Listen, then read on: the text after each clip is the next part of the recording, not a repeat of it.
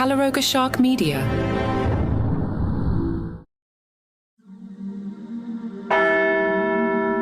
October 13th, 1307. At dawn across France, King Philip IV's soldiers broke down the doors of Templar commanderies and arrested every Knight Templar they could find.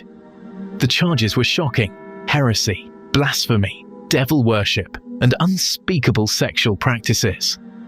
The most powerful military order in Christendom, the guardians of the Holy Land and bankers to Europe's kings, had been accused of crimes that would destroy their reputation forever.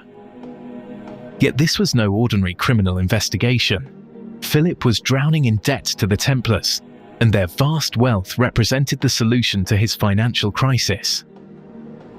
The French king needed papal approval to destroy the order legally, and he would use every tool of manipulation, torture, and political pressure to force Pope Clement V to sign their death warrant. The destruction of the Knights Templar would become one of the most controversial acts in papal history.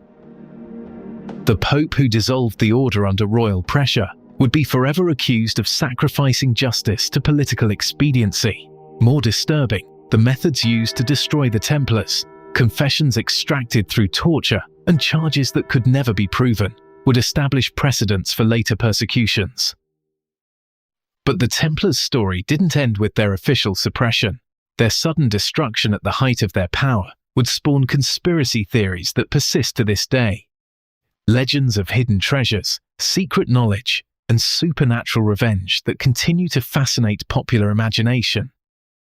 Today, we examine the fall of the Knights Templar and the papal decision that destroyed one of medieval Christianity's most powerful institutions, creating mysteries and controversies that have endured for over 7 centuries. This is White Smoke, Episode 39, The Templars' Revenge. The Knights Templar had been founded in 1119 to protect Christian pilgrims travelling to the Holy Land, but by 1300 they had evolved into something far more complex and powerful than their original mission suggested. They were simultaneously a military order, an international banking network, and a quasi-sovereign state that controlled territories across Europe and the Mediterranean. The Templars' transformation from humble warrior monks into Europe's premier financial institution reflected the practical necessities of crusading warfare.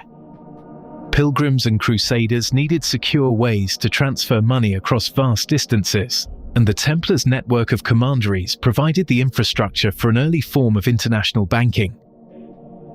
By 1300, Templar financial operations dwarfed their military activities. They held deposits from kings and popes, managed royal treasuries, and provided loans to finance everything from cathedral construction to military campaigns. Their Paris temple had become the unofficial central bank of medieval Europe, while their London commandery managed English royal finances. This financial power made the Templars both indispensable and dangerous to European rulers. Kings depended on Templar loans and financial services, but they also resented their dependence on an order that answered ultimately to the Pope rather than to royal authority. The Templars' international character made them valuable allies, but potentially dangerous enemies. King Philip IV of France embodied the new type of monarch emerging in the early 14th century: centralized, bureaucratic, and intensely jealous of any competing authority within royal territories. Philip had already attacked papal authority through his conflict with Pope Boniface VIII, demonstrating his willingness to challenge even the highest spiritual authorities when they threatened royal prerogatives. Philip's financial relationship with the Templars had become increasingly problematic by 1307. The French crown owed enormous sums to the order, debts that had accumulated through decades of royal borrowing to finance wars and administrative expansion. The king, who should have been the Templars' protector, had become their debtor, creating an intolerable situation for a monarch who claimed absolute authority. The charges leveled against the Templars on October 13th combined genuine medieval fears about heretical practices with calculated political accusations designed to justify confiscation of Templar wealth. The accusations of devil worship, denial of Christ, and ritual homosexuality struck at contemporary anxieties about religious orthodoxy while providing legal justification for destroying the order. Yet the evidence supporting these charges came entirely from confessions extracted through systematic torture. French royal investigators employed the same techniques that would later characterize the Spanish Inquisition: prolonged interrogation, physical coercion, and psychological pressure designed to break resistance rather than discover truth. The most dramatic confession came from Jacques de Molay, the Templar Grand Master, who initially denied all charges, but eventually confessed under torture to spitting on the cross during his initiation ceremony. This confession from the order's highest official provided the foundation for all subsequent accusations against the Templars. Philip's manipulation of Pope Clement V represented a masterpiece of political coercion that revealed the extent to which papal authority had been weakened by the transfer of papal residence from Rome to Avignon.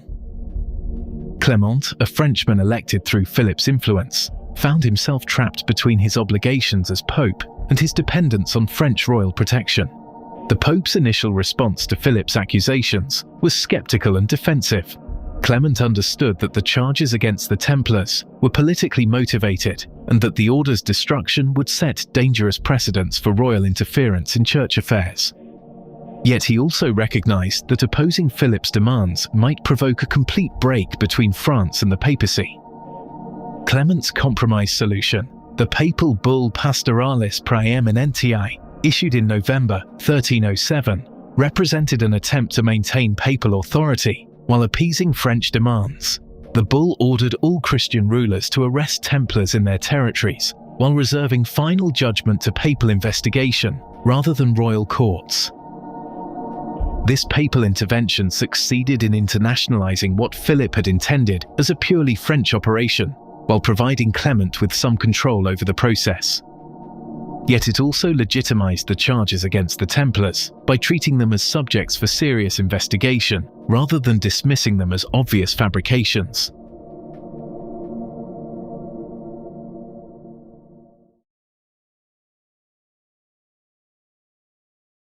The papal investigation of Templar activities that began in 1308 revealed the complexity of the charges against the order and the difficulty of separating truth from torture-induced fabrication. Papal commissioners appointed by Clement conducted their own interrogations of Templar prisoners, generally using less coercive methods than French royal investigators. The results of papal investigation were ambiguous and contradictory. Some Templars maintained their innocence even under papal questioning, while others repeated confessions that had been extracted through royal torture. The most serious charges, particularly those involving devil worship and ritual blasphemy, were supported only by confessions obtained through physical coercion. Clement's growing recognition that the charges against the Templars were largely fabricated created a dilemma that would define his entire papacy. The Pope, who had initially supported investigation, now faced the choice between admitting that royal accusations were false or proceeding with the destruction of an innocent religious order. The Council of Vienne, convened in 1311 to decide the Templars' fate, became a forum for the competing claims of papal authority and royal pressure. Clement had hoped that conciliar deliberation would provide cover for whatever decision he reached, but the council's proceedings only highlighted the weakness of evidence against the Templars. The majority of bishops attending the council opposed dissolving the Templar order based on the available evidence, recognizing that confessions extracted through torture could not provide reliable foundations for such a momentous decision. Their resistance forced Clement to confront the reality that destroying the Templars would require papal authority, acting against both evidence and episcopal advice. Philip's threat to attend the council personally with military escort finally broke Clement's resistance. Faced with the prospect of French royal intimidation of the assembled bishops, the Pope chose to dissolve the Templar order through papal decree rather than conciliar decision, preserving the fiction of legitimate procedure while bowing to political pressure. The papal bull Vox in Excelso, issued on March 22, 1312, officially dissolved the Knights Templar, while carefully avoiding any definitive judgment about the charges against them. Clement's formula that the order was suppressed, not by way of definitive sentence, but by way of apostolic provision, attempted to preserve papal dignity while acknowledging the impossibility of proving Templar guilt. This diplomatic language could not disguise the reality that Pope Clement had destroyed one of Christianity's most important institutions, based on charges that he privately knew to be false. The dissolution of the Templars established the precedent that papal authority could be coerced through sufficient political pressure, regardless of justice or evidence.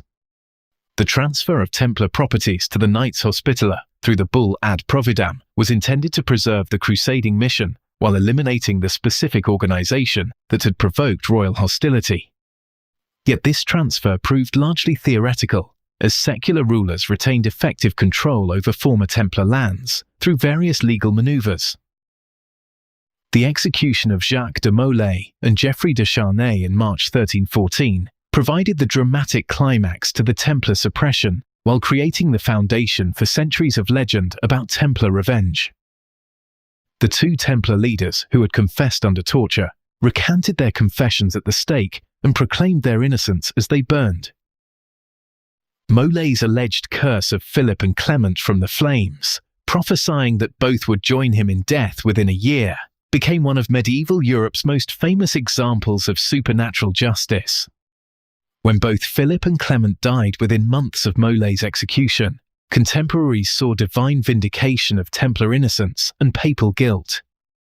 The rapid deaths of the Templars' persecutors created an atmosphere of superstitious fear that enhanced the order's posthumous reputation, while providing material for centuries of conspiracy theories. The curse of Jacques de Molay became a cautionary tale about the dangers of destroying innocent victims for political gain. The incomplete destruction of Templar records and the order's sudden dissolution at the height of its power created ideal conditions for the development of conspiracy theories about Templar survival and continued influence. The absence of definitive evidence about the order's fate allowed later generations to project their own fears and fantasies onto Templar history. The emergence of Freemasonry in the 18th century provided new life for Templar conspiracy theories, as Masonic rituals and symbolism were interpreted as evidence of direct descent from the medieval order. The connection between Templars and Freemasons, however tenuous historically, created modern conspiracy theories that persist to this day. The Templars' association with the Holy Grail, the Shroud of Turin, and other Christian relics reflects popular desire to believe that the order possessed secret knowledge or sacred objects that justified their persecution. These legends transform the Templars from victims of political manipulation into guardians of divine mysteries. Modern conspiracy theories about Templar influence in world affairs represent contemporary anxieties about secret societies and hidden power structures projected onto medieval history. The destroyed order provides a perfect vehicle for theories about continuing influence because their official suppression makes any evidence of survival inherently secret and mysterious. The enduring fascination with Templar conspiracy theories reflects deeper questions about the relationship between power, secrecy, and justice that extend far beyond medieval history. The order's destruction through false accusations and political manipulation provides a template for understanding how institutional power can be abused when moral constraints are abandoned. The papal decision to dissolve the Knights Templar remains one of the most controversial acts in church history, demonstrating how spiritual authority can be corrupted when subordinated to political pressure. Clement V's surrender to Philip's demands established precedents for royal interference in church affairs that would influence papal relations with secular power for centuries. The Templars' revenge, if it exists, lies not in supernatural curses, but in the permanent damage their destruction inflicted on papal moral authority. The Pope, who dissolved an innocent religious order to appease a royal debtor, demonstrated that even the highest spiritual office could sacrifice justice to political expediency when sufficient pressure was applied. White Smoke is a production of Calaroga Shark Media, portions of which were made with the help of AI narration, but still written and produced by real podcasters, Mark Francis and John McDermott.